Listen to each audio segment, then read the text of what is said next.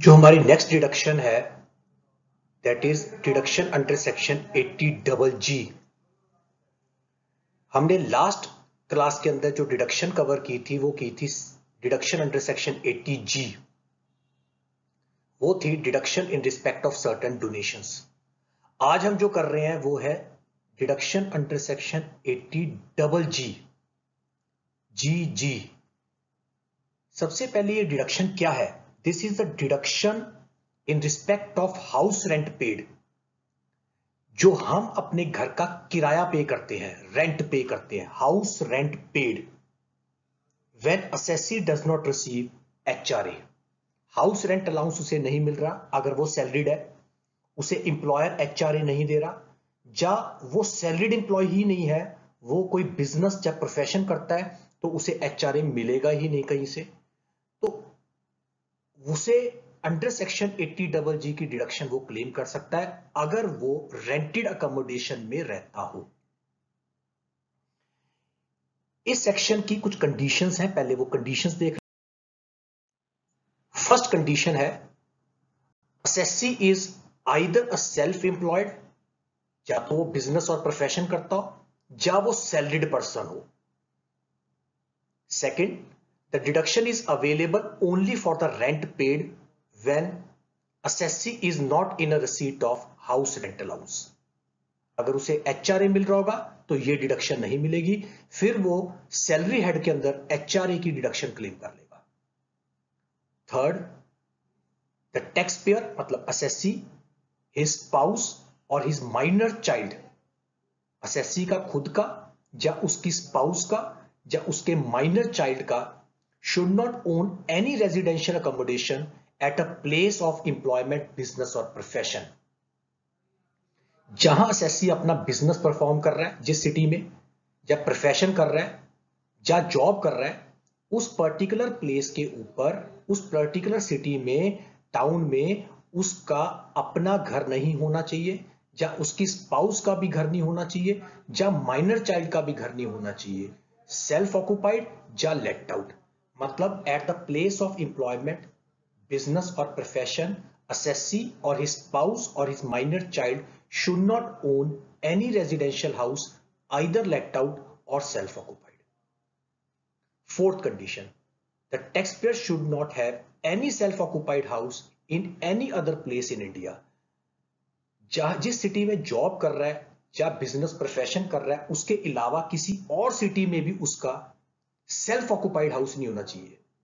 जिस सिटी में जॉब कर रहा है या प्रोफेशन या बिजनेस कर रहा है वहां सेल्फ और लेट आउट दोनों नहीं होने चाहिए, किसी और सिटी में उसका सेल्फ ऑक्युपाइड हाउस नहीं होना चाहिए।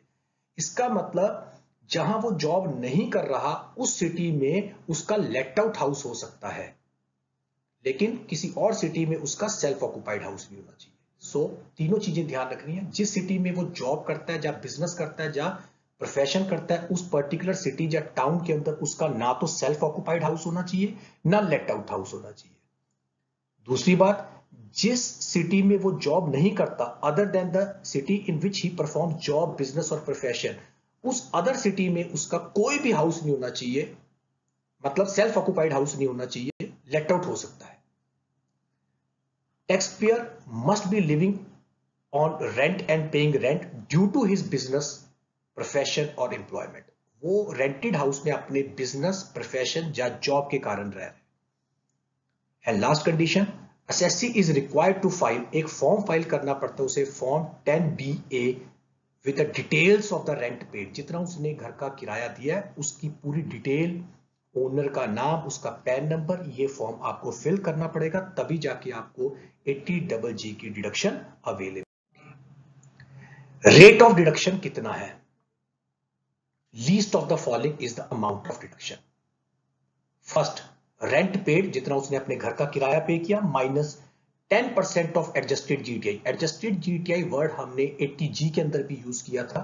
It is GTI less LTCG less short term capital gain subject to STT less other deductions under section 80 except 80G and double जी।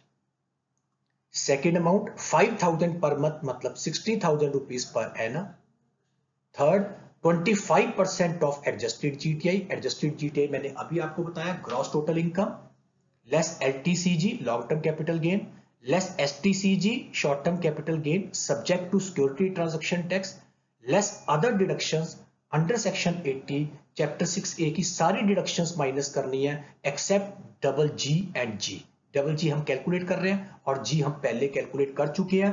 वो दोनों डिडक्शंस ये छोड़ के बाकी सारी डिडक्शंस अगर हम जीटीआई में से माइनस करेंगे तो एडजस्टेड जीटीआई बन जाएगा। इन तीनों अमाउंट्स में से least one is the amount of deduction. Adjusted GTI जैसे मैंने अभी बताया, it is gross total income less LTCG less STCG subject to STT less other deductions under chapter 6A except 80GG and 80G। so 80GG की deduction है जो वो है regarding rent paid by the assessee if he is not in a receipt of HRA। assessee or his spouse or his minor child should not own any residential house at a place where assessee performs his job, business or profession। Third, very important condition, assessee should not have any self-occupied house at a place other than the place where he performs his job, business or profession। So, ये हमारी बहुत important deduction थी। अगर हम अपने घर का किराया पे करते हैं तो ये डिडक्शन क्लेम कर सकते हैं, provided we are not in receipt of house rentals. Thank you friends. Next class के अंदर हम इनकम टैक्स की न्यू प्रोविजंस के साथ आएंगे। Thank you.